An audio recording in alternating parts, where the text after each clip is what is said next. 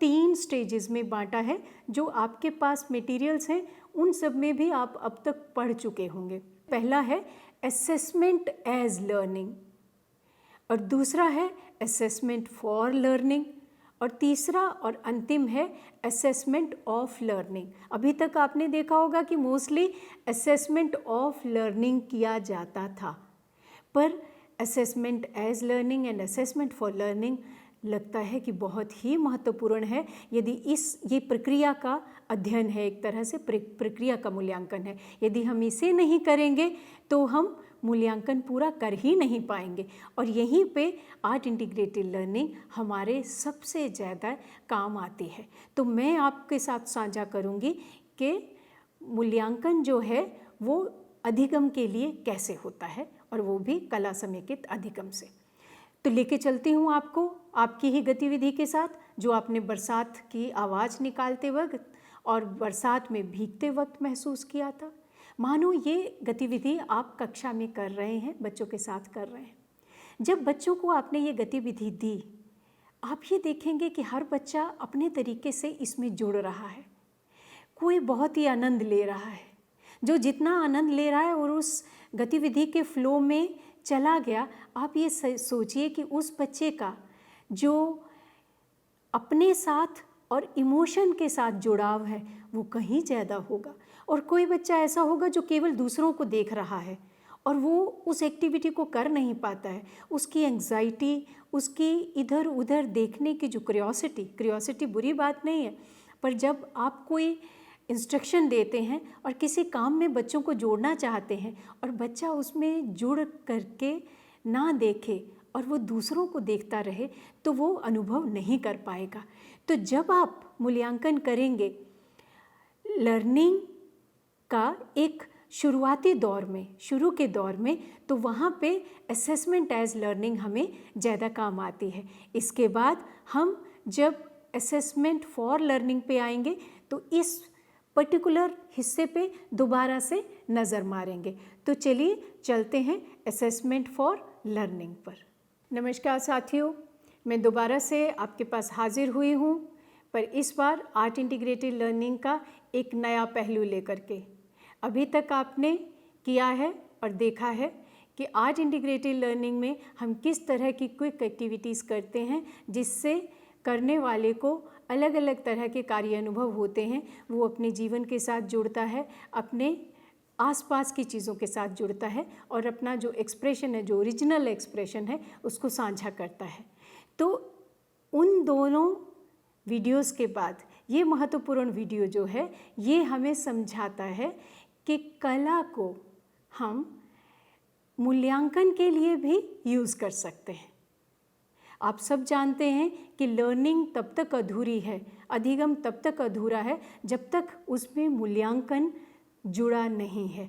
और कला समेकित अधिगम एक ऐसी सीखने सिखाने की प्रक्रिया है जिसमें एक प्राकृतिक ढंग से मूल्यांकन होता ही जाता है। तो हम यहाँ पे उदाहरण लेंगे, पर उस उदाहरण को लेने के लिए मैं पहले बताऊंगी कि अब हमारा जो मूल्यांकन करने का तरीका है वो आप सब जानते हैं कि कॉम्पिटेंसी बेस्ड है। लर्निंग भी हम कॉम्पिटेंसीज के आधार पे करते हैं, विषय के आधार पे कम करते हैं, और जब मूल्यांकन करते हैं तो भी हम कॉम्पिटेंसी बेसिस पे करते हैं। तो हालांकि इस पर्टिकुलर लेसन में आप अपने रीडिंग मटेरियल में देखेंगे कि लगभग 10 से 12 कॉम्पिटेंसीज़ हमने जो हैं वो जोड़ी हैं, पर यहाँ मैंने 2 कॉम्पिटेंसीज़, क्योंकि समय कम है और आपको ये समझ आ जाए इसके लिए केवल 2 कॉम्पिटेंसीज़ ली हैं, जिसमें हम ये कहते हैं कि जो लर्नर है वो अलग अलग परिस्थितियों के साथ जुड़ करके सोचने के लिए तैयार हो जाएगा। वो अपनी क्यूरियोसिटी के हिसाब से इन एक्टिविटीज़ में एंगेज हो पाएगा, कन्वर्सेशन में एंगेज हो पाएगा। वो अपने शब्दों में अपने अनुभवों को, वास्तविक अनुभवों को दूसरों के साथ साझा कर पाएगा। और इस तरह से भाषा की अनेकों कॉम्पिटेंसीज हैं जिसमें कि एप्रोप्रिएट वोकेबलरी का प्रयोग भी हमने लिखा है कि करना सीख जाएगा। तो अब हम चलते हैं कि जब हम मूल्यांकन करेंगे तो इन चीज़ों को हम अलग अलग स्टेजेस में कैसे देखेंगे। अभी आपने सुना कि असेसमेंट एज लर्निंग की बात थी कि कला समेकित अधिगम में हम अपनी शिक्षा में कैसे AIL के माध्यम से असेसमेंट एज लर्निंग करते हैं, क्योंकि बिना असेसमेंट के कोई भी प्रक्रिया पूरी नहीं होती है। तो यहाँ पर हम बात करेंगे कि बच्चों ने बहुत कुछ सीखा, जैसे अपने पाठ में अभी मॉनसून डायरी की ही बात थी, अगर उदाहरण के लिए लें तो उन्होंने बहुत सारी चीज़ें सीखी, बहुत कुछ उसमें प्रोसेस में आया। अब हमारा जब असेसमेंट फॉर लर्निंग होता है, उसमें हम कुछ ऐसे प्रश्न बच्चों के सामने रखें जिसमें कि उनकी वोकेबुलरी क्या सही में बढ़ी, या उन्होंने कुछ उसको एनरिच किया, उसमें और कुछ ऐड किया, या इसी तरह, क्योंकि हमारा जो भी लर्निंग आउटकम्स हैं वो कॉम्पिटेंसी बेस्ड हैं। और लैंग्वेज की कॉम्पिटेंसीज जिसकी अभी बात हुई थी, उनमें ये एक बहुत अहम हिस्सा है। तो बच्चों की वोकेबुलरी में क्या बढ़ावा मिला उनको, उन्होंने क्या नई चीज़ें सीखी, ये जानने के लिए टीचर उनसे कभी प्रश्न जब बीच में करते हैं तो उनको पता लगता है कि एक्चुअल में लर्निंग हुई तो कितनी हुई, क्या हुआ, और इसमें बिना जजमेंटल हुए, क्योंकि जहाँ आप जजमेंटल हुए कि ये अच्छा नहीं है या ये बुरा नहीं है, इस पर ध्यान न देने की ज़रूरत है। और हम उनको कैसे इनकरेज कर सकते हैं, हम उनको कुछ इस तरह के छोटे छोटे टास्क क्या दे सकते हैं कि वो अपने आसपास लोगों से बात करके कुछ और उसके बारे में जाने कि बारिश को और क्या किस किस माध्यम से जाना जा सकता है, और अच्छे से मॉनसून क्या है, तो ये, और इसमें उनकी जो भाषा है उसमें किस तरह से बढ़ोतरी हुई, ये चीज़ हम जानने की कोशिश करें। हम उनको छोटे से क्विज़ भी दे सकते हैं जिसमें उसमें पता लगेगा। और पर इसमें ये एक जो फिर हम कहेंगे कि ये एक ध्यान रखा जाए कि बच्चों को डिस्करेज नहीं हो बच्चे, कि हम उनको कहें कि अरे ये इस भाषा में है, इवन अगर it's in English, so there it may not be necessary that they use all the words in English only. They can include their own mother tongue, their own language or the regional language also. The thing is कि इसमें हम उनका देख रहे हैं कि competency बढ़ी कि नहीं, उनको पाठ समझ में आया कि नहीं, और कला के माध्यम से स्पेशली जो एक्टिविटीज़ उन्होंने की बारिश को लेकर के, उससे उनको किस तरह से कॉम्पिटेंसी जो है बढ़ी। तो असेसमेंट फॉर लर्निंग जो जब हम बच्चों की करें तो ये ज़रूर आप ध्यान में रखें कि हम बच्चों को देख रहे हैं कि उनकी किस तरह से भाषा का विकास हुआ है, उनमें किस तरह से भाषा के बारे में जानकारी ज़्यादा हुई है, और साथ ही साथ वो इस कॉन्सेप्ट को कर भी रहे हैं। स्टोरी के माध्यम से भी हो सकता है, रोल प्ले के भी किसी भी माध्यम से हो सकता है। अभी हमने बात सुनी assessment as learning and assessment for learning. अब हम बात करेंगे असेसमेंट ऑफ लर्निंग। आज तक हम जब भी बच्चों का आकलन करते आए हैं कि बच्चे ने कितना सीखा, तो उस पर अब हम देखेंगे कि किस तरह से हम यहाँ पे आकलन करेंगे कि जिस गतिविधि में बच्चे ने पार्टिसिपेट किया, जिस तरह से उसने मिलजुल कर कोई काम किया, जिस तरह से उसने अपने स्पॉन्टेनियसली अपने दिल की बात कही, ये सारी बातें ज़रूर आएंगी असेसमेंट ऑफ लर्निंग में।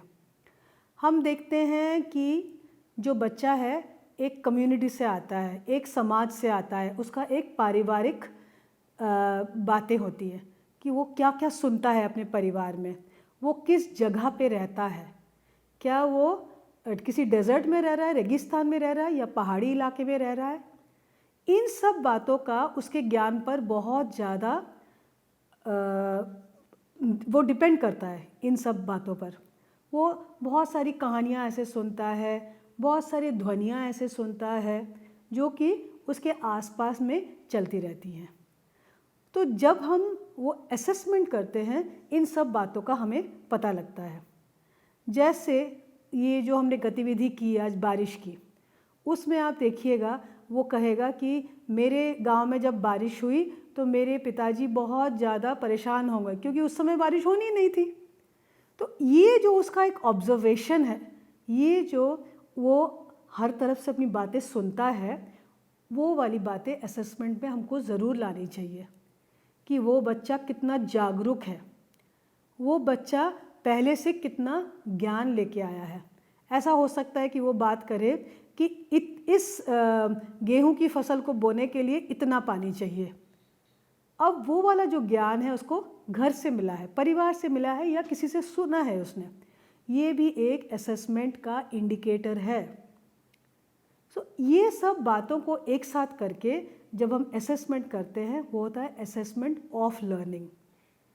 खेल कूद और इस तरह से कला समेकित अधिगम में हम इन बातों का ज़रूर ध्यान रखेंगे कि वो बहुत सारी बातें जो आप सोच नहीं सकते कि वो बात कर सकता है, वो बातें वो कहेगा, एंड वो ही उसका ज्ञान है। और इसका मतलब उसके सबकॉन्शियस माइंड में वो वाली बातें थी, और वो एकदम से जब आपने उसको कला के द्वारा उसको प्रोत्साहित किया तो वो सारी बातें वो एक्सप्रेस करने लगा। उसकी वोकैबुलरी, उसकी जो एग्जैक्ट उसको सेंटेंसेस बोलने चाहिए, जो उसका एक्सप्रेशन है, वो सब एकदम से जागरूक हो जाते हैं। सो असेसमेंट ऑफ लर्निंग में इन बातों का हम ज़रूर ध्यान रखेंगे।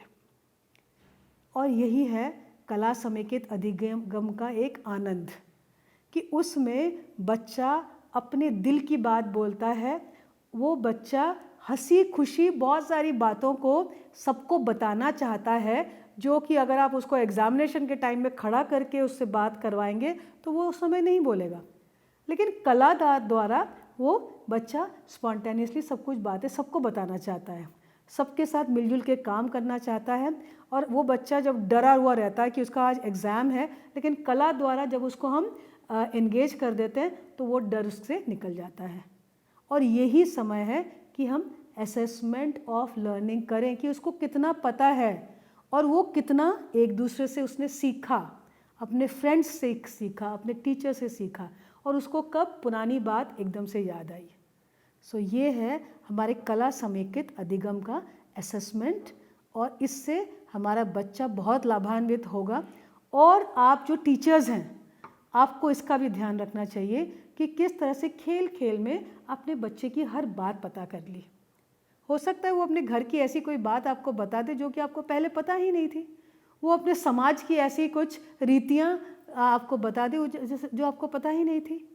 सो ये सब बातें जब आपको पता होती हैं तो उसका ज़रूर आप वैल्यू दीजिए, उसको इम्पोर्टेंस दीजिए, और फिर देखिए कि असेसमेंट के द्वारा उस बच्चे को हम किस तरह से आगे ले जा सकते हैं। धन्यवाद।